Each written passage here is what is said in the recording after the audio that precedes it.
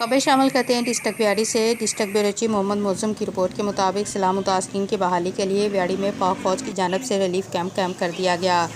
Relief camp میں شہریوں کی جانب سے احتیاط بھی جمع ہونا شروع ہو گئے۔ سماجی کارکن عظمیٰ سلیم نے کہا کہ جب بھی ملک پر کڑا وقت آیا تو پاک فوج نے ہمیشہ صف اول کا کردار ادا کیا۔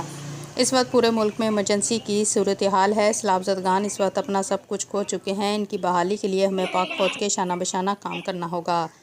صدر سبزی اینڈ فروٹ منڈی چودھری عباس اور سماجی کارکن سبو حسن نے کہا کہ قوم پاک فوج پر بھرپور اعتماد کرتی ہے، اس لیے قوم پاک فوج کے کیمپوں چوک در چوک سیلاب متاثرین کے لیے اپنا کردار ادا کر رہے ہیں تاکہ اپنے ہم وطنوں کا مشکل وقت میں ساتھ دے کر انہیں باعزت شہری بنائیں۔